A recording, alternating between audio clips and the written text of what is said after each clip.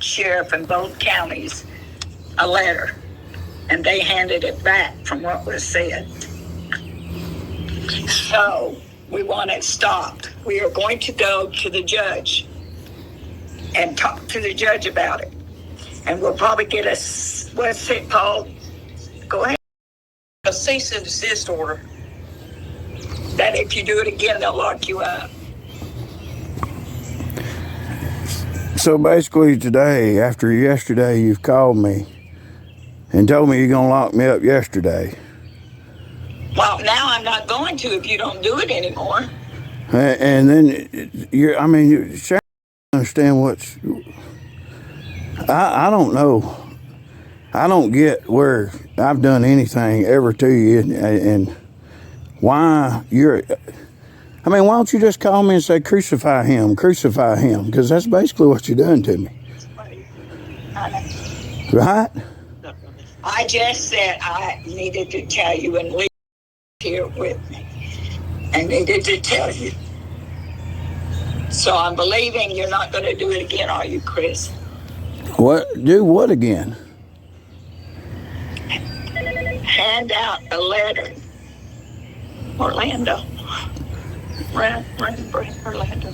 Call it. Handing out any more of those letters. Or saying anything against.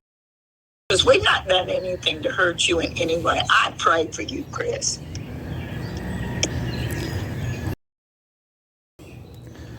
I ain't never done nothing to you neither. And I ain't never threatened you. I ain't never called you threatened you. Yesterday was a disaster day for me. I didn't do anything. I'm going through the worst experience of my life. The last time I seen you, I was arrested 3 hours later for nothing. For absolutely nothing. I don't know what they All right, what you just watched there was a conversation between me and the owner of a women's rehab in North Georgia. Now, what's going on, the backdrop of that is I was arrested 4 months before that video. And what happened was I seen her in Walmart. And 4 hours after I seen her in Walmart on a Sunday night, I was put in handcuffs and hauled off to jail for absolutely nothing.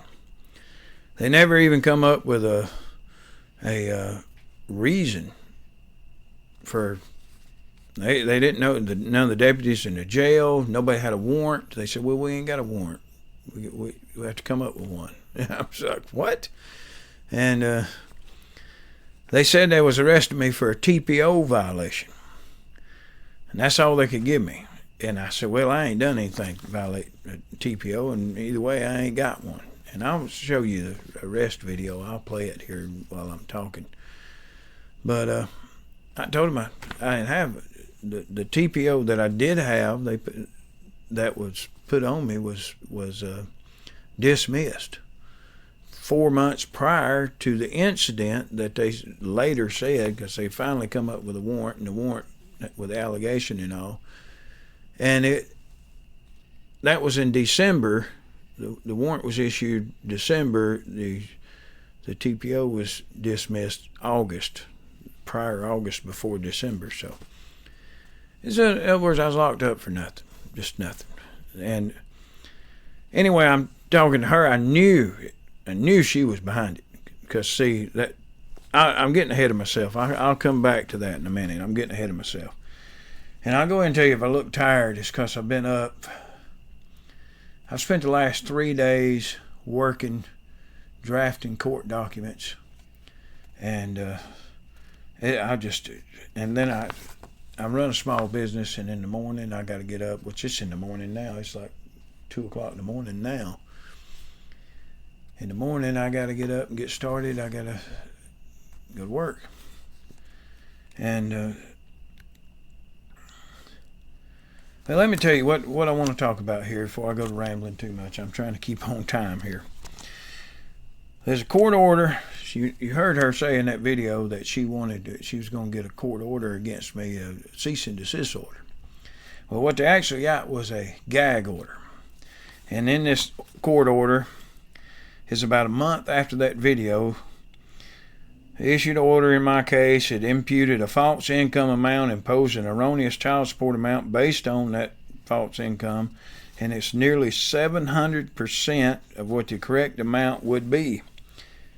It's more than I make. The child support amount is more than my actual income. It's unreal. It has a self-resetting parenting plan with a requirement for a third-party transporter, effectively making visitation impossible.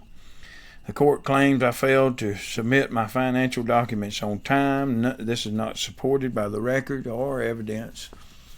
And even the deputy clerk testified that I submitted my financial information on time. And what they did is use that false claim to then impute all those other things against me, including, there's no evidence of any wrongdoing on my part, no finding of fact whatsoever that support any of this. I submitted my financial information on time.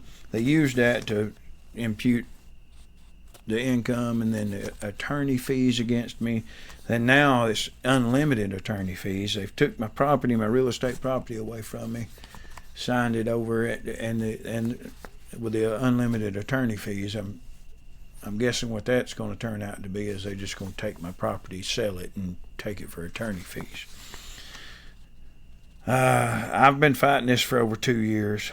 I gave testimony in front of the court. The court just ignores my testimony, shouts over me when I tell what's going on. But I gave testimony and to the court of adultery of this pastor that's the pastor over this rehab, this women's rehab. That's why all this is going on. I put it in the court documents. It's public. Now it's public. So they're coming after me. It's a multi-million-dollar rehab, which I won't get. Let me tell you about the rehab here. The rehab works with the court through drug court and family court programs. And the drug court and family court programs works for the district attorney, the judge, and then the directors of the drug court, directors of the rehab. It's all the whole team. And I got a paper, and I was going to read it all here, but from the court. It's on their website, but I got to run fast. I'm running out of time. They are enticing and compelling women and girls from the jail to go into this. They go into the jail and they tell them, come to the rehab, which technically is a good business strategy. I can't fault them for that, except for the fact they're giving them false information. Because who's going to go to a rehab where you go to the rehab and the pastor's committing adultery, and let me tell you what else they're doing. The end result, once in the rehab, they're sleep deprived and prayed over to break their soul ties to the husbands or the baby daddies or what have you. They tell them I've seen this with my own 2 eyes. They take them down front and they pray over them and slap and holler and say, oh, you got to break that. Come out, you got a soul tie, and they convince them I got a soul tie to the husband. Well, they do have a soul tie to the husband. What God joined together, let no one separate. That's a soul tie. It's a godly soul tie. A 3/4 strand's not easily broken. They say, oh, I've been studying marriage. Yeah. But anyway, they're using these TPOs. They take it. I also seen them in the courtroom, bringing the girls in, station wagon load. The family law attorney that was bringing them in by the station wagon load, they stand up there before the court, and I need to get a TPO. Well, the judge asked, what you need TPO for? You been threatened? What's going on? Well, I don't know. They stand there like a deer in the headlight. They don't even know what they're there for. That was the first red flag. I was like, wait a minute. I've seen them, and when you're in church, you see people get prayed for, and you hear hooting and hollering and whatever, and the music's playing. You think, well, somebody's getting deliverance or whatever. You don't realize. And I've heard them talk about getting TPOs and divorces and all this, and I didn't realize. It just 2 and 2 didn't come together until I sit in the courtroom. Anyway, I'm trying to run fast because the clock's ticking. When I was sitting in the courtroom, the same family law attorney that was on my case is the same family law attorney that brought them girls in there, and now this family law attorney is the DA in the circuit that my case is in. So district attorney, so she's prosecuting. And the court works with you. You start putting two and two together here, you'll see what I'm saying. What I'm describing, well, let me make sure I've got everything. Oh, no, I need to back up right. This generates revenue for the rehab. They take all the participants' money and give them an allowance to live on until they graduate. So now you got 60 to 100 girls in this program. They're getting alimony, child support, and they're working. Some of them draw disability. They get all that money that comes in, and it stays with the rehab until they graduate. There's a financial incentive to keep them from graduating, if you're following what I'm saying. And it's also a financial incentive to encourage divorces and TPOs and destroy families. That's where I'm going with this. After they graduate, they'll get their money back that they've earned, but the rehab takes a percentage. But what I'm describing is the extermination of Christian families in North Georgia. And also, what I left out, this rehab also works with law enforcement. Law enforcement, the DA's office, the judge, the attorneys that, public defenders. I'll get it right in a minute. The public defenders, the directors, this is the whole team that works together, working with the local sheriff's departments. And that explains why they can make a phone call and have me arrested on Sunday night after church, just like for nothing, and then make up a reason later. And it explains how what I'm describing here is these women and girls are trapped over here, facing prison time. A lot of them are facing prison time for drug charges or DUIs or stuff like that. You think about a vehicle homicide or something, or stuff like that. People facing prison time, and now they got the. It's just an awful situation, and it's a multi-million-dollar women's rehab working in collaboration with the courts. And what's getting me, every month I have either a hearing or there's a new order comes down, and it's never ending. They got a whole team of attorneys over there. They got 2 or 3 attorneys. They got when I go in court, there's 2 or 3 sitting on the other side. Not even,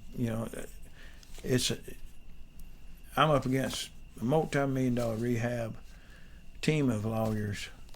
And I'm just a hillbilly from the dirt road. I feel like Moses telling God, I can't talk, And there's so much great things. I got 3 minutes left. There's so many great things that God has done for me. I want to show y'all this. I got these. I carry these in my shirt pocket when I work.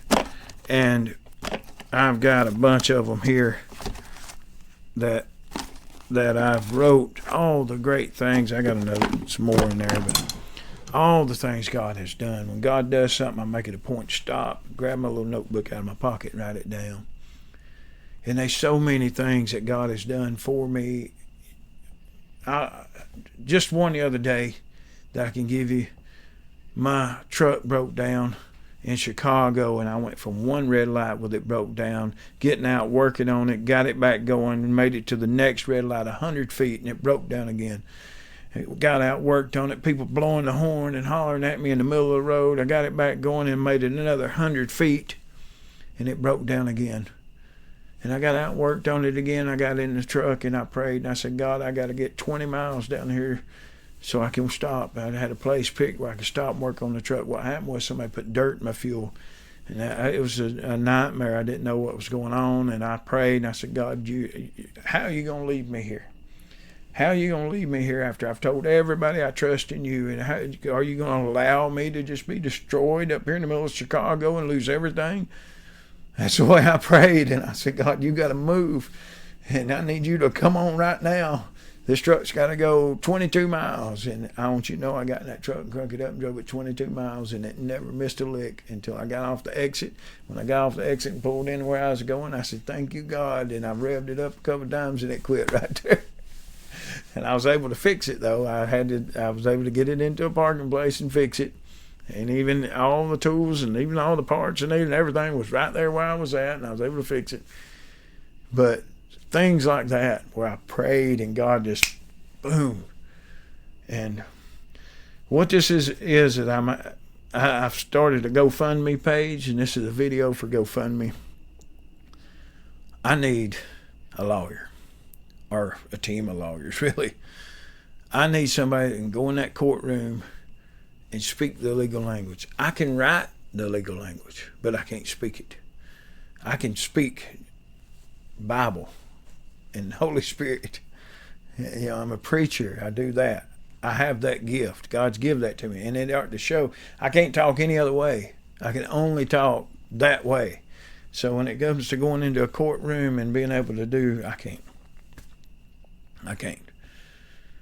And what's blowing my mind is when, you know, the Bible says, I always say God says because it's in the Bible, that don't worry beforehand before what you're going to say, because he'll put the words in your mouth when you go stand before governors and princes. And that has happened. I walk into the courtroom and it just come out of my mouth. But I really need help to fight this. It's a multi-million-dollar rehab. I'm up against unbelievable odds. And if you don't do nothing else, if you can't afford to go over there and give any money, please pray. Go in there and type in there and let everybody know you pray, and share this video, like this video, share it around, help me get the algorithm going, and pray. You don't just pray for me, pray for them women over there that's trapped. Half of them don't even realize, I won't say half of them, but there's a number of them that don't even realize what has happened. They go in there and they trust these people, and they think they're getting divorces and leaving the program. And there's a spirit. It takes a spiritual head. There's my time. It takes a spiritual head off the household and leaves. Where it goes. It leaves them open. It's bad. It's a bad deal. So please pray. And I'm out of time. God bless y'all, and thank you for watching.